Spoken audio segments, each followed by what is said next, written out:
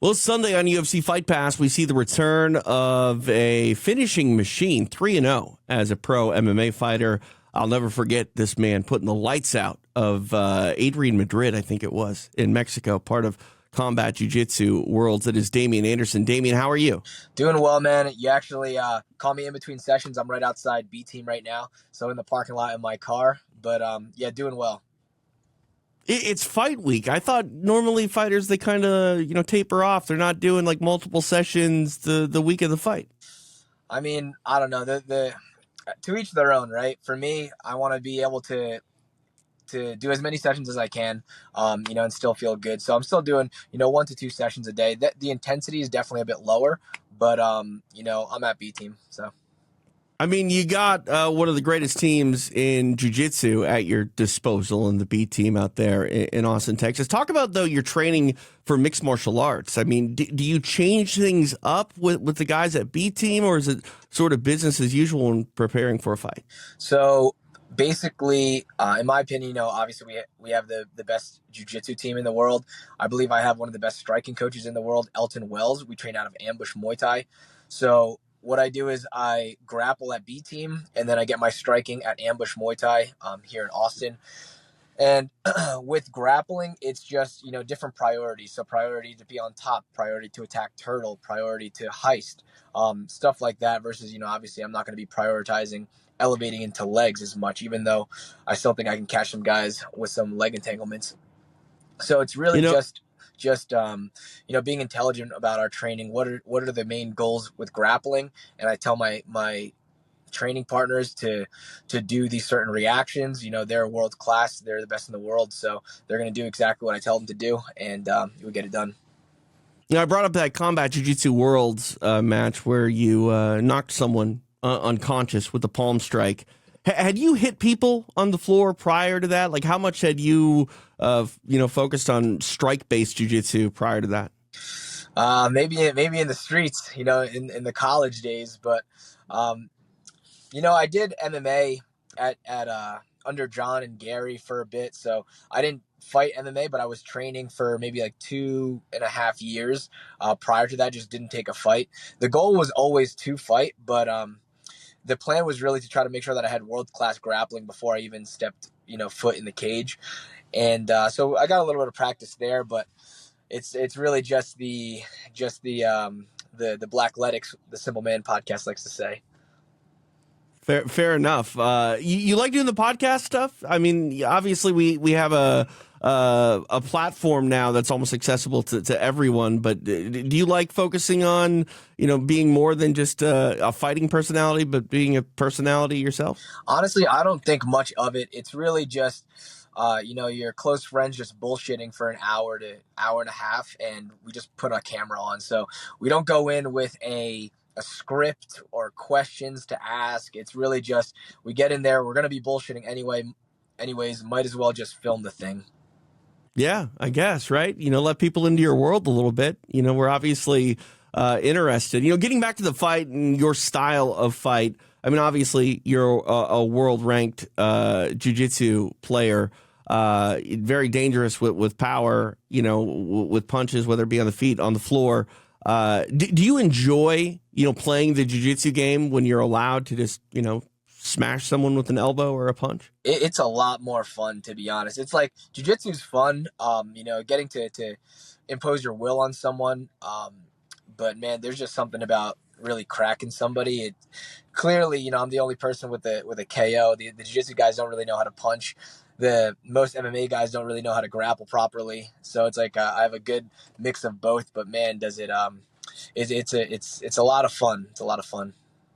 Did you have any idea that you could put someone's lights out with a palm strike when you did it?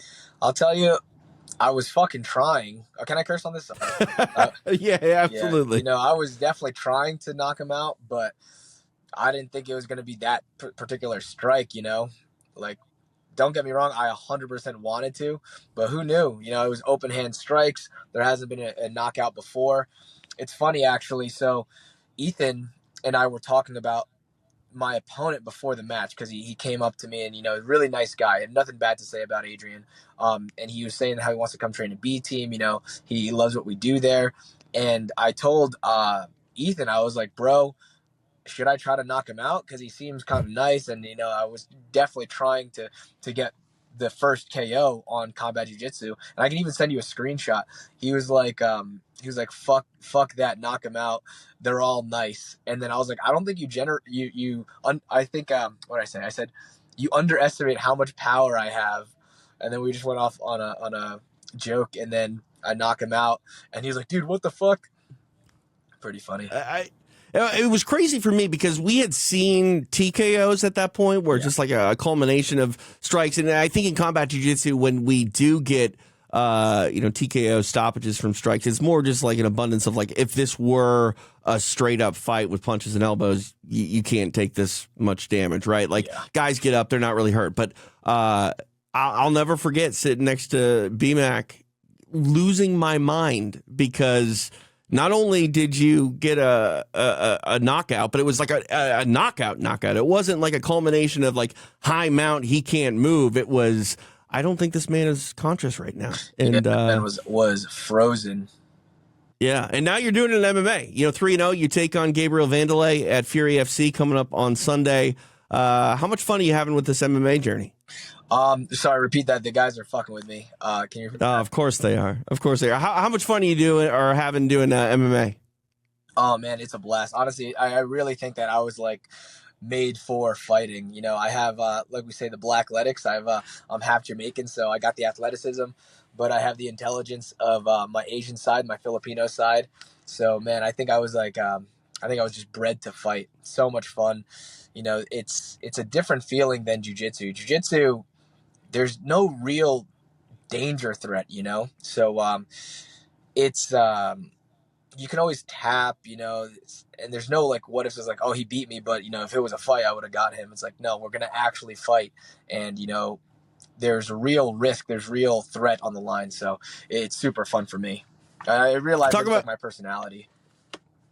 Talk about your opponent a little bit, Gabriel Vandelay. You think he's the stiffest test of your MMA journey? So, definitely the best record. He's 5-1 with 5 submission wins. I wouldn't say though. It's like each of my opponents I look at very. I'm a very intelligent fighter. My team's very intelligent. This is how we became world class in jiu-jitsu, right?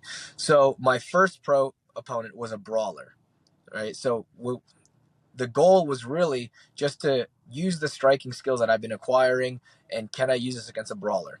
Next was fighting a pro boxer. Now, this was his pro debut, the boxer, but he has like 30 to 40 amateur fights in boxing and 5 pro boxing fights with 4 KOs. So the next step was, all right, can my striking be utilized against this high level, in my opinion, high level striker or experienced striker, where I still know that my grappling will be superior, right?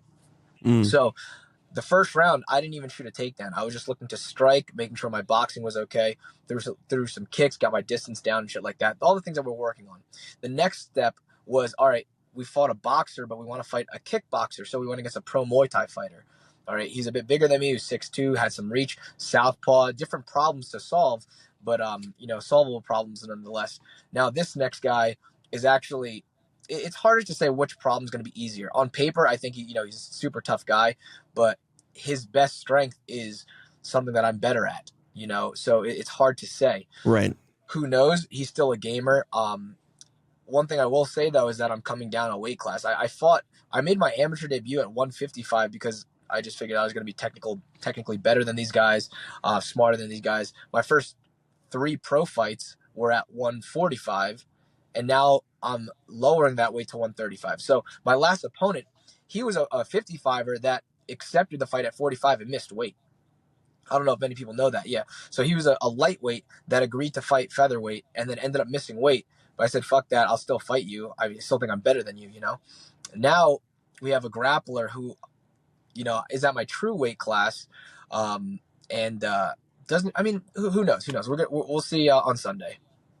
Yeah, no, absolutely, and that's the thing. I love these Sunday fights for Fury FC. They always kind of put a bow on a busy fight weekend, and Fury FC 98 is this Sunday.